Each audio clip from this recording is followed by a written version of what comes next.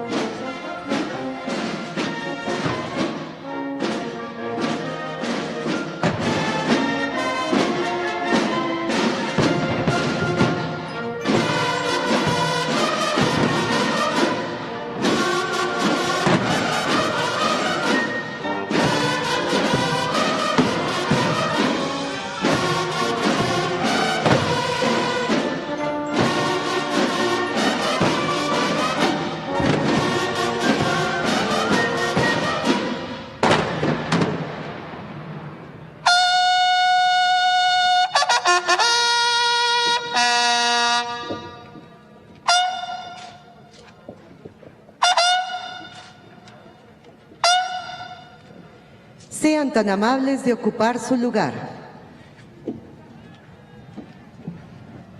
Preside este evento conmemorativo del centenario de la Batalla de Zacatecas el presidente de los Estados Unidos mexicanos, licenciado Enrique Peña Nieto.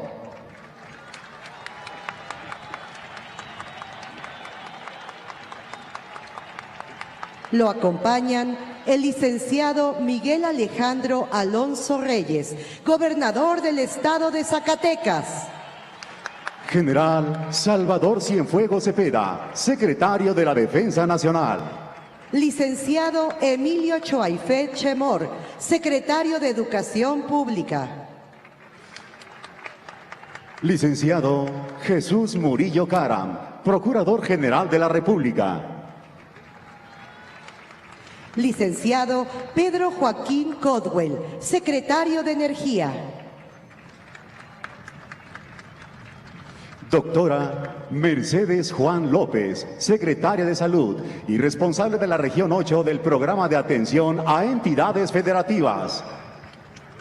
General de División, diplomado de Estado Mayor, Roberto Gustavo García Vergara, comandante de la 5ª Región Militar. General de Brigada, diplomado de Estado Mayor, Roberto Miranda Moreno, jefe del Estado Mayor Presidencial.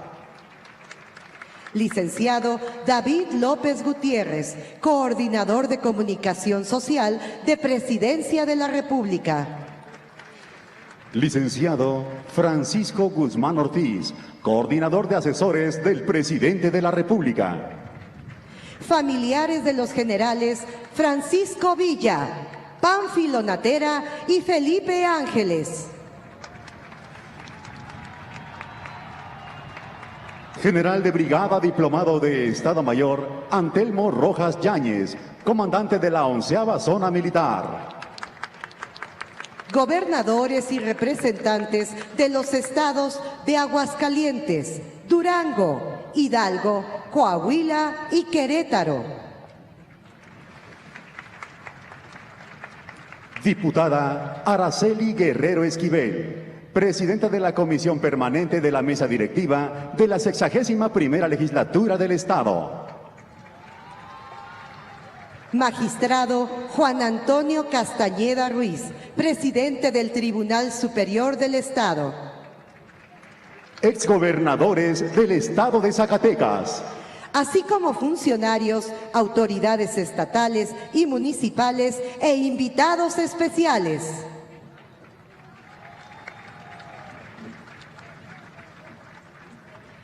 se les invita a presenciar la escenificación representativa del centenario de la Batalla de Zacatecas de aquel 23 de junio de 1914. Los antecedentes de la Batalla de Zacatecas inician con la traición al gobierno constitucional de Francisco I. Madero y ser asesinado por órdenes de Victoriano Huerta, quien asumió la presidencia de la República. El 19 de febrero de 1913, el Congreso del Estado de Coahuila decreta facultades extraordinarias al gobernador Venustiano Carranza para organizar fuerzas militares y coadyuvar al restablecimiento del orden constitucional perdido. El 26 de marzo de ese año, en la hacienda de Guadalupe, Coahuila, se signa el documento que llevaría por nombre Plan de Guadalupe, creándose el Ejército Constitucionalista, origen del actual Ejército Mexicano, siendo don Venustiano Carranza su primer jefe. A principios de junio de 1914, Venustiano Carranza le ordenó al general zacatecano Pánfilo Natera que con sus tropas de la División del Centro tomara Zacatecas. El citado general solicita a Carranza el envío de refuerzos provenientes de otras fuerzas revolucionarias. El general Villa recibe la orden de enviar tropas en apoyo a Natera, enviando de avanzada a sus generales Felipe Ángeles y Tomás Urbina. La capital zacatecana estaba defendida por el Ejército Federal, al mando del general de división Luis Medina Barrón, cuyas órdenes de la Secretaría de Guerra y Marina del régimen huertista eran defender la ciudad a toda costa. Esta batalla, que contribuyó al triunfo de la revolución, consolida el prestigio militar de Francisco Villa, a la División del Norte como la fuerza revolucionaria más poderosa de su tiempo, y destaca la participación de la artillería, con la distribución ordenada de sus posiciones y el empleo eficaz de sus fuegos. El general Medina Barrón se preparó para recibir al ejército revolucionario, organizando el dispositivo de defensa de la siguiente manera. En el Cerro de la Bufa establece su puesto de mando y una batería de artillería. En el Cerro del Grillo emplazó una batería de artillería bajo el mando del coronel Ramírez. En la parte norte, entre el Grillo y la Bufa, el general Benjamín Argumedo se ubicaba con sus tropas por el rumbo de Santa Clara. Al sur de la ciudad se colocaron posiciones defensivas en el Cerro del Padre, todas al mando del general Jacinto Guerra.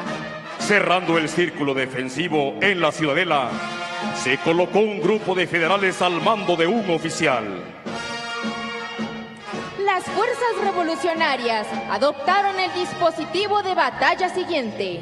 Al noreste, Tomás Urbina y Felipe Ángeles, con 5,000 hombres integrando las brigadas Morelos, Robles, Ceniceros y Zaragoza, quienes partirían desde el poblado La Plata.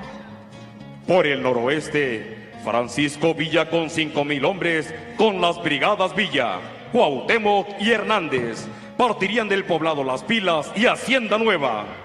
Por el oeste, el coronel Martiniano Servín con las brigadas Almanza y Servín, compuestas por 2,500 hombres. Por el sur y suroeste, las fuerzas de Manuel Chao, compuestas por las brigadas González Ortega, Benito Juárez y Chao, con 3,000 hombres.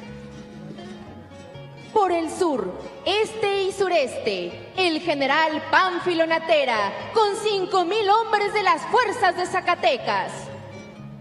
El general Domingo Arrieta y otros generales, con 2,500 hombres de las fuerzas de Durango, atacarían desde el lado oeste las elevaciones del Crestón Chino y el Cerro de la Bufa. El general Ángeles colocó 28 cañones en el norte, en apoyo de las fuerzas que atacarían los cerros de la Bufa y el Grillo, y 11 por el sur, que cubrirían el Cerro del Padre y las salidas de la ciudad hacia Fresnillo y Guadalupe. Con el emplazamiento de ambas fuerzas, todo estaba listo para la batalla más importante de la revolución constitucionalista. El ejército federal, presto y decidido a defender la plaza, con soldados dispuestos a hacer gala de sus virtudes militares. Los revolucionarios, por su parte, mostraban ser combatientes dispuestos a perder la vida en defensa de sus ideales. La toma de Zacatecas inició la mañana del 23 de junio de 1914. Los cerros que rodean Zacatecas presenciarían la más significativa batalla de la revolución constitucionalista, misma que daría inicio con el estruendo de un cañonazo que sembraría los cimientos del régimen huertista. Las banderas de guerra ondean a lo lejos para señalar el derrotero que los revolucionarios debían seguir en la lucha, mientras las fuerzas federales se mostraban preparadas para realizar una férrea defensa de sus posiciones. Se inició el ataque revolucionario de manera simultánea en todas las direcciones de la ciudad. El lenguaje de los cañones y de la fusilería se hizo escuchar en ambos bandos. El campo de batalla se comenzó a teñir de rojo. La batalla se mostraba en su inicio con un avance decidido por parte de los revolucionarios y una defensa tenaz por parte de los federales. Dirijamos nuestra mirada a la elevación que se encuentra frente a este presidium. Ambas representan el crestón de la Bufa y el crestón chino. La toma del Cerro de la Bufa es realizada por los generales Tomás Urbina y Felipe Ángeles, que dirigen el avance de sus hombres por el norte y noreste de la ciudad de Zacatecas. Estos 5,000 valientes, formados en largas líneas de combatientes revolucionarios, avanzaban en oleadas bajo el mando de sus oficiales y con la protección del fuego artillero propio que les abría el camino con dirección a la lucha y con la firme convicción de encontrar la libertad.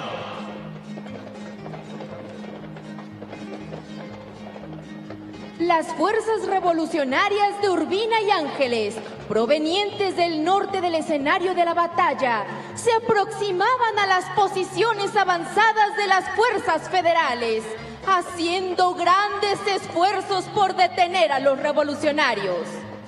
El apoyo de los 28 cañones de la artillería revolucionaria, al mando del general Felipe Ángeles, hacía que el avance fuera intermitente, mermando la capacidad de la defensa de los federales. Las voces del fuego de la fusilería y la artillería se dejaron escuchar anunciando lo intenso de la batalla.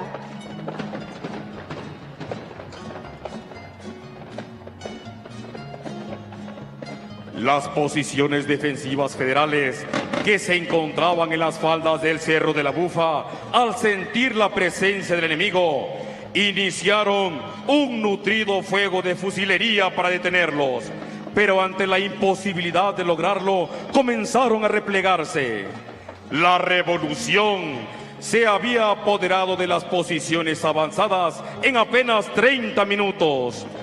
Esto enardeció el valor de los revolucionarios, que continuaron su avance en dirección al Cerro de la Bufa. Los cañones de la artillería federal, posesionados en el Cerro de la Bufa, hacían un fuego constante y certero en las filas revolucionarias. La combinación del fuego de los fusiles, el repiqueteo de las ametralladoras y la acción de los cañones federales formaban una contención que incrementaba la dificultad del avance revolucionario para llegar a las faldas de la elevación. El precio de la lucha hacía que los campos de batalla se regara con sangre de valientes. El avance de la vanguardia revolucionaria en las faldas del cerro costaba muchas bajas, grandes y penosos esfuerzos.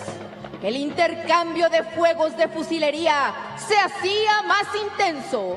Los federales permanecían en sus posiciones, inamovibles e inconquistables aparentemente. El estruendo de los fuegos de los combatientes aumentaron su tono, provocando que el avance revolucionario se tornara lento.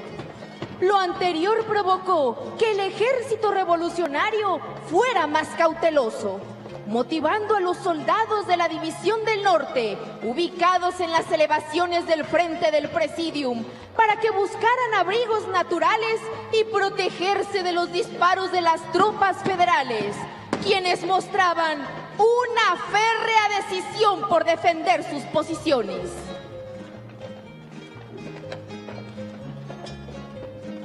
Esta situación provocó que Urbina y Ángeles ordenaran a sus tropas detener su avance, mientras planeaban la forma de tomar por asalto la elevación.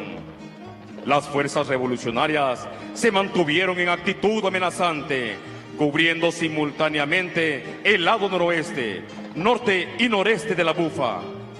Por el flanco derecho del escenario, al lado este, el general Domingo Arrieta y otros, con 2.500 hombres de las fuerzas de Durango, que se sumaron a la acción y atacaron la elevación El Crestón Chino, ubicado frente a las fuerzas de Arrieta, contribuyendo a presionar las defensas federales, quienes demostraban ser un enemigo de consideración.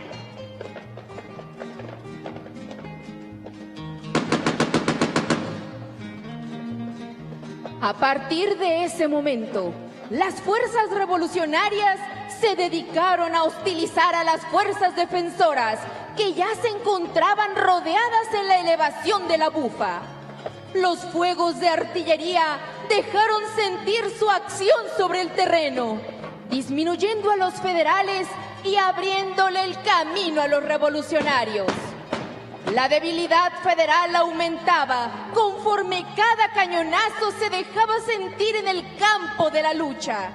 A pesar de esto, los soldados federales seguían combatiendo con valor y determinación para defender el Crestón Chino, el Cerro de la Bufa y otros puntos ya debilitados.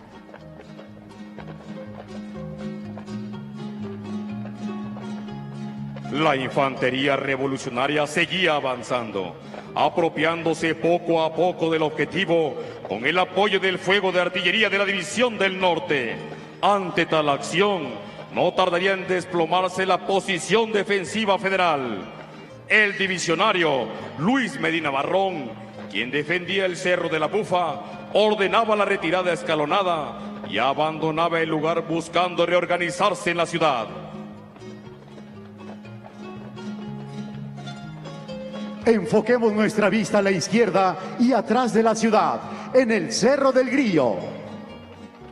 En este lugar simultáneamente se atacaban las demás posiciones federales. Las fuerzas revolucionarias avanzaban para apoderarse de esta elevación.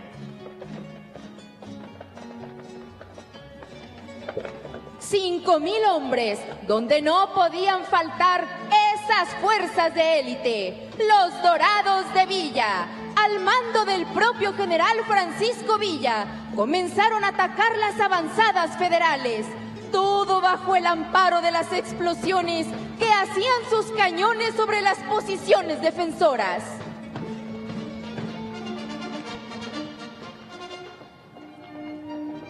Los federales, al observar el avance sobre el Cerro El Grillo, procedieron a contestar con un intenso fuego de artillería sobre todos los atacantes.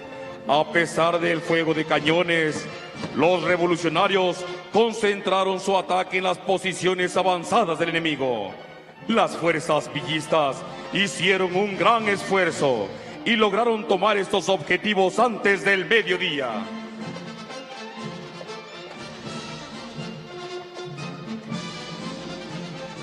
Ante el asalto revolucionario, las tropas federales trataron de detener el avance enemigo, sintiendo Viendo la abrumadora superioridad de los revolucionarios, los defensores de este punto se replegaron y pasaron a engrosar las posiciones defensivas en la cresta del Grillo. Por su parte, los revolucionarios continuaron su marcha.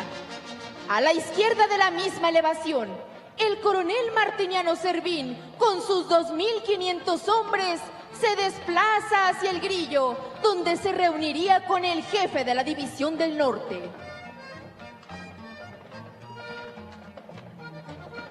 En su movimiento se encuentra con grupos federales, mismos que lo recibieron con fuegos masivos de fusilería, acompañados de potentes disparos de cañones, formándose un aguerrido intercambio de fuegos artilleros. A pesar de la tenaz resistencia de los soldados federales, Servín y sus tropas lograron arrollar a los defensores, obligándolos también a replegarse en dirección a la posición del Grillo, gracias al apoyo indiscutible de las piezas de artillería que hábilmente dirigía el general Felipe Ángeles.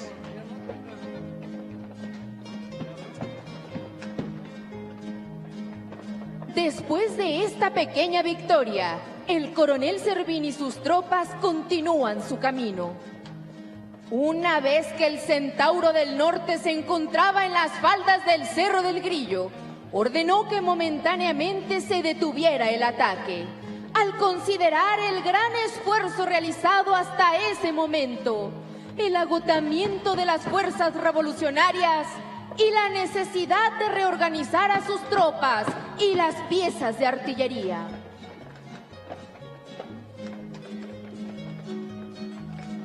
Con la llegada de las tropas del coronel Servín, Villa observó que sus fuerzas se habían reorganizado.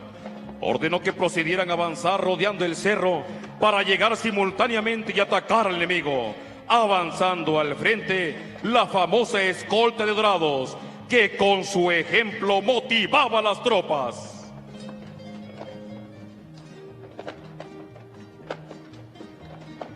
Una vez más se escucha el rugir de los cañones, haciendo temblar los centros de batalla. Ambos contendientes mostraban coraje, valor y decisión. Por un lado, guerreros revolucionarios, voluntarios con la firme convicción de luchar por la igualdad y justicia social.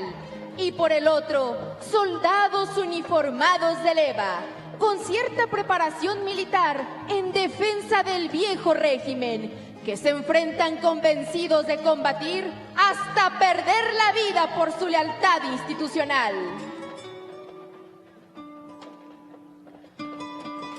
Durante esta lucha, se empleó toda una combinación de los ingenios de guerra: cañones, fusiles y ametralladoras, que se manifiestan en el campo de batalla, sembrando muerte y destrucción.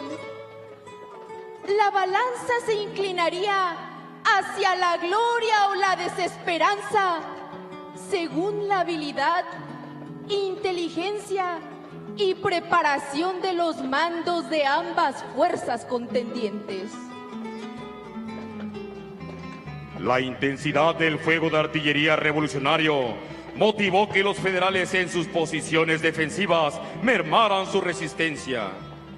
Llegó el momento en que por el fuego de los cañones atacantes y después de que estos sacaran fuerza y valor hasta el último aliento, no pudieron resistir más, por lo que continuó el avance revolucionario.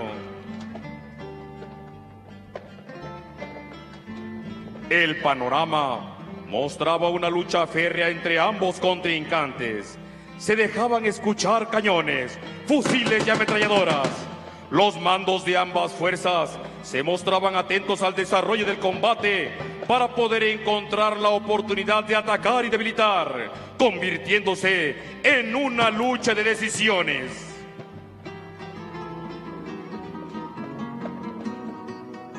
Fue en estos momentos cuando se reunieron en la cima del cerro Los generales Villa y Felipe Ángeles, con sus estados mayores, para intercambiar puntos de vista sobre lo que estaba ocurriendo.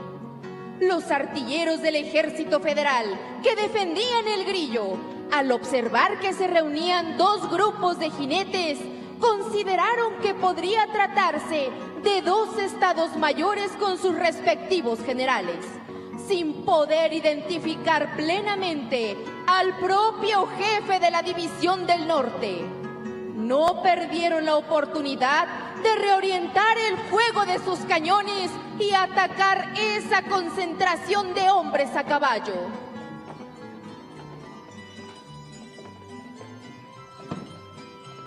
Los generales, así como los miembros de sus estados mayores, dieron una muestra de valor extraordinario y no se inmutaron ante las explosiones de los proyectiles de los cañones federales que caían a su alrededor.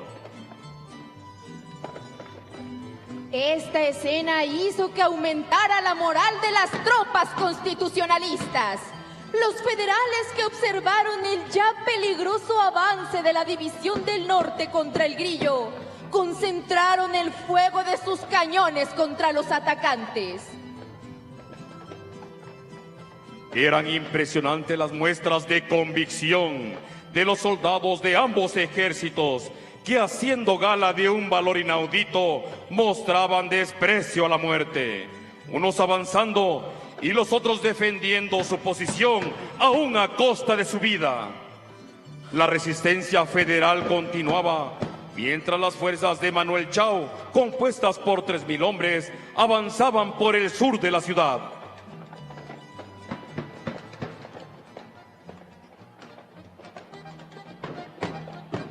Este movimiento estaba protegido por el fuego de la artillería revolucionaria.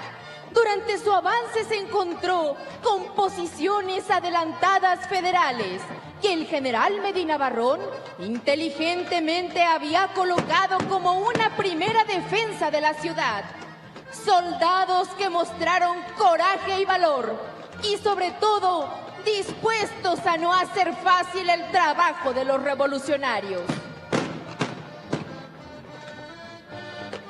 La superioridad numérica y de fuego permitió que el general Chao derrotara esa primera defensa, haciendo que los federales se replegaran hacia la ciudad y de esa manera pudiera continuar con su avance y perseguir a los soldados replegados.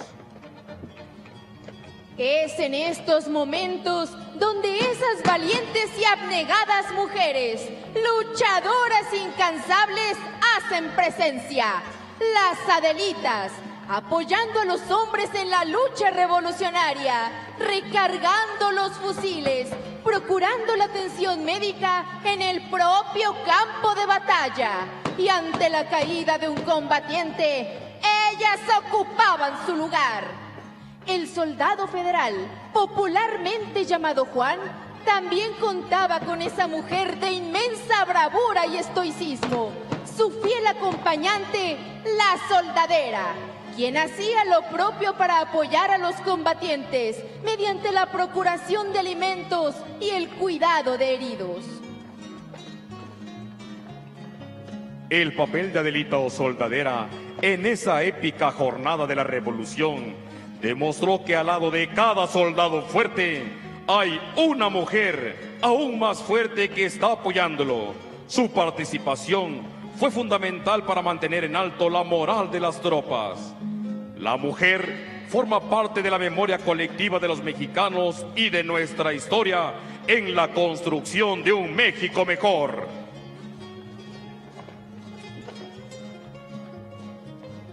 Una vez que llegó a las orillas de la ciudad, el general Chao alertó a sus tropas a sabiendas de un posible ataque sorpresivo. Los federales, a pesar de haberse replegado, no se rendían. Aprovechaban toda oportunidad, escondiéndose en las calles de la plaza para tratar de sorprender a los atacantes. El avance se hacía lento. La actitud decisiva de los revolucionarios era imperante.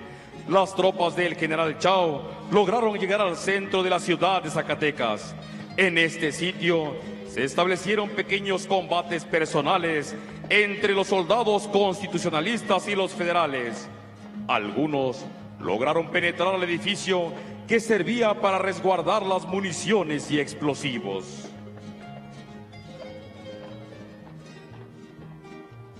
Todo hacía parecer que la actuación del general Chao era la señal que esperaban las fuerzas de Villa para tomar por asalto, en un primer tiempo, el Cerro del Grillo, siendo secundado por la toma de la Bufa, provocando que las tropas huertistas finalmente se replegaran a la ciudad. Tal hecho victorioso se manifestó cuando las tropas revolucionarias ondeaban las banderas como señal de triunfo.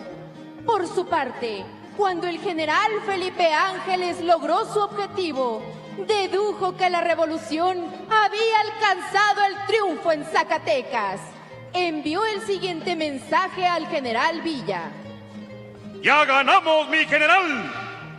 Una vez conquistadas las posiciones del Grillo y la Bufa, el siguiente objetivo por alcanzar era la propia ciudad, por lo que las tropas revolucionarias empezaron a bajar en dirección al objetivo trazado, encontrándose en su camino soldados federales que seguían mostrando una tenaz resistencia.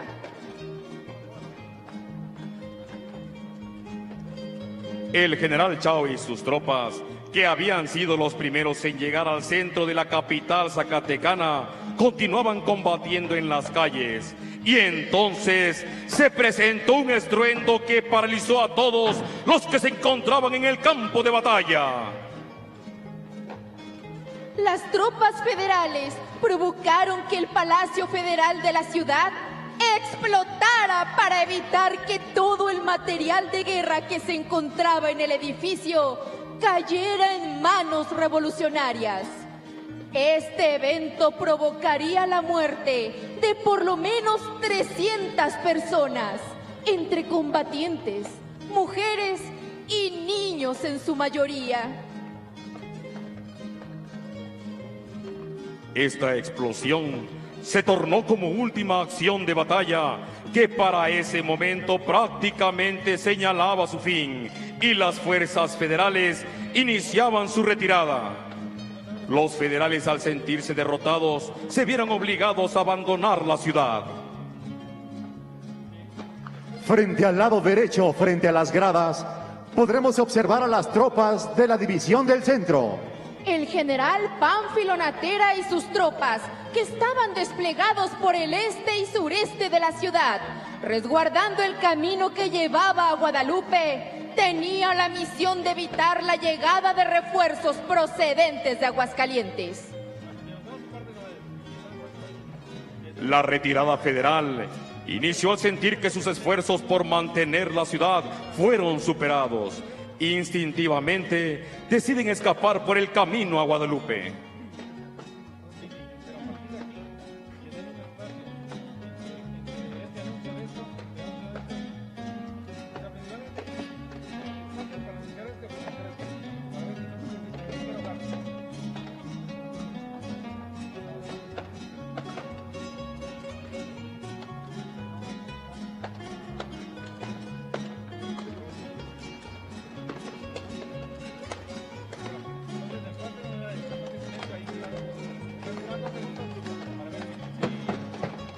No contaban con que el general Pánfilo Natera estaba preparado para recibirlos, haciendo fallido su primer intento de escape.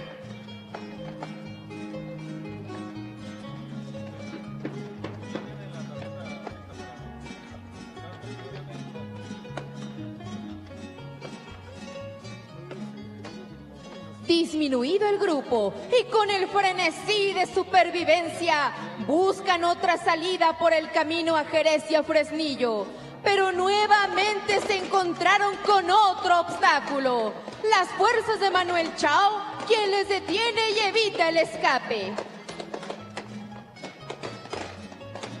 Los que logran sobrevivir hacen acopio de fuerzas para realizar otro intento de escape, dirigiéndose por el camino a Guadalupe.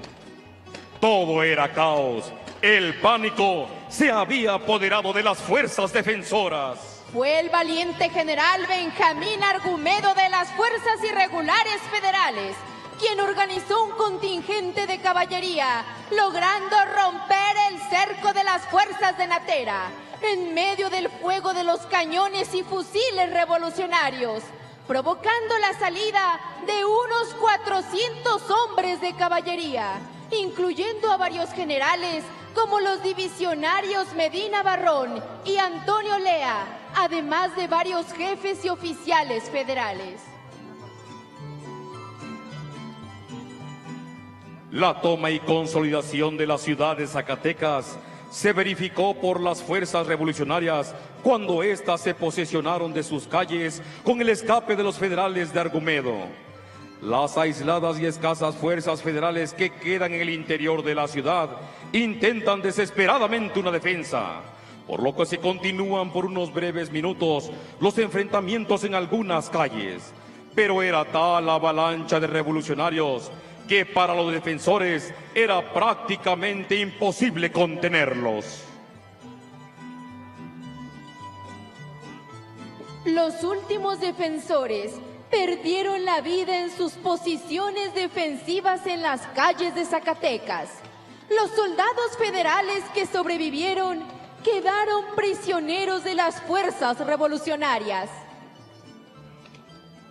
La figura de Francisco Villa, el famoso Centauro del Norte y comandante de la División del Norte, junto al mejor artillero de México, el general Felipe Ángeles, y el general zacatecano Pánfilo Natera, líder de la División del Centro, fueron entrando a la ciudad con la satisfacción de compartir con las tropas el sabor de la victoria, quienes fueron recibidos con gritos de júbilo y alegría.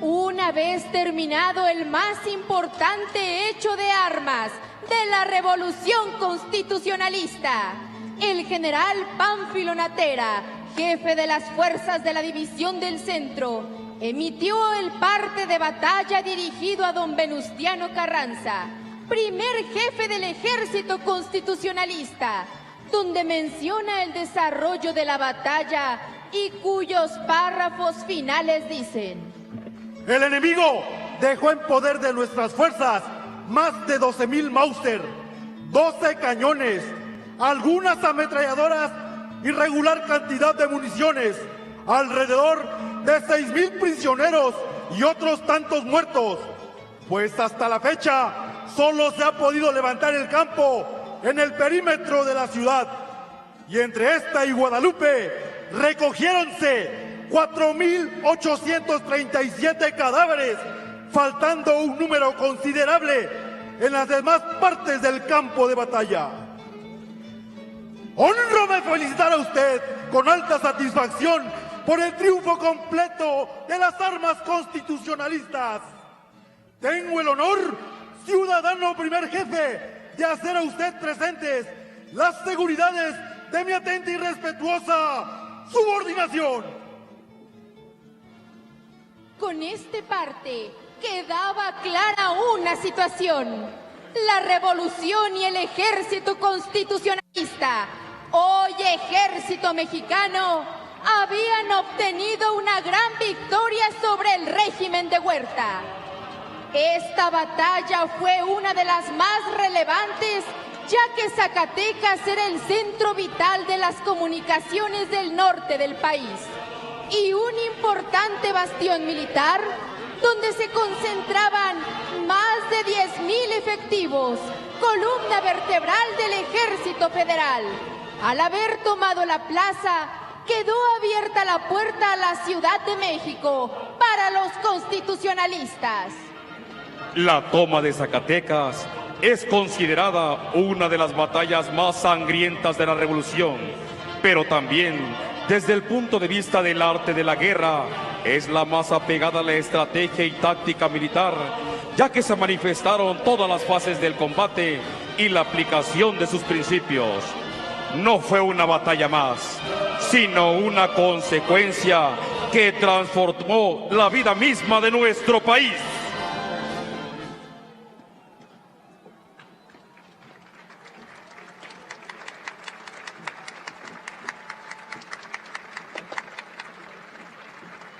Una vez más, México se cubre de gloria.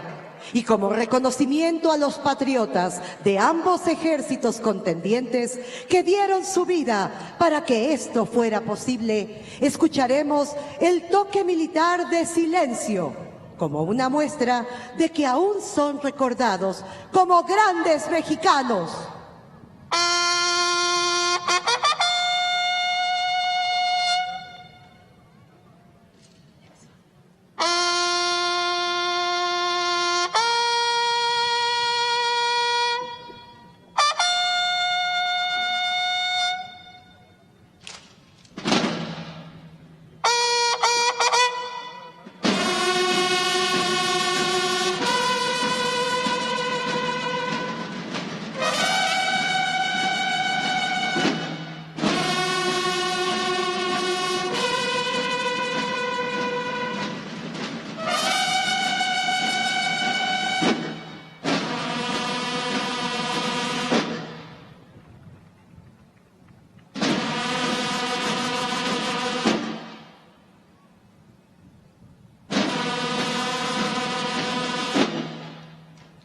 ¡Batalla de Zacatecas!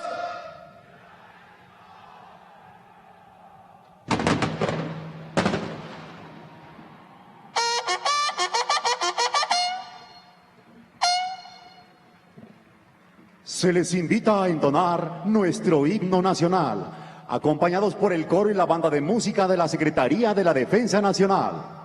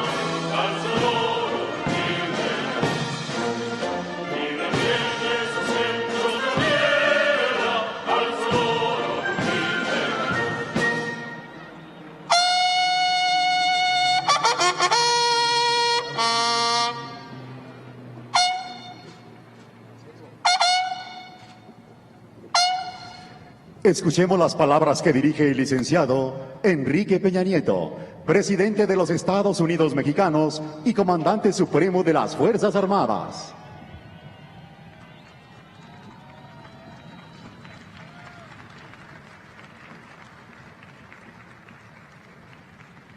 Buenas tardes a todas y a todos ustedes, señor gobernador del estado de Zacatecas, señor general secretario de la Defensa Nacional, distinguidos miembros del Presidium, pero sobre todo quiero saludar con respeto y con afecto a esta gran representación de la sociedad zacatecana que se ha reunido para presenciar esta escenificación de lo que fuera la toma de Zacatecas. Soldados, buenas tardes a todos ustedes. Estamos hoy aquí para conmemorar 100 años de esta decisiva batalla que se dio durante la Revolución Mexicana y que significó precisamente el darle un impulso importante y de la mayor relevancia para poder realmente alcanzar el triunfo de nuestra revolución. Quiero desde aquí dejar constancia de felicitación y reconocimiento a soldados de México que han escenificado esta batalla de la toma de Zacatecas. A Zacatecas por haber sido escenario de una de las batallas más cruentas, difíciles, pero sin duda decisiva para el triunfo de la revolución. Y a 100 años de distancia, hoy México camina a paso firme, a paso decisivo, realmente para seguir coronando el esfuerzo de transformación y de desarrollo y progreso para nuestra nación. En eso estamos empeñados. Y hoy desde aquí, desde este espacio, desde este bello escenario que nos ha hecho recordar esta importante batalla de la revolución, hoy también he querido a su momento al inaugurar el gasoducto centenario que lleva gas para esta ciudad y para este estado, desde aquí solidarizarnos con quienes habrán de dar también una batalla decisiva en el campo deportivo. A nuestra selección nacional que hoy se la juega y desde aquí les acompañamos con pasión y con cariño. Zacatecas, muchas gracias por darle la oportunidad al presidente de la República de acompañarles en esta fiesta cívica que reafirma nuestro espíritu patriótico y sobre todo de servicio y de lealtad a México. Muchísimas felicidades.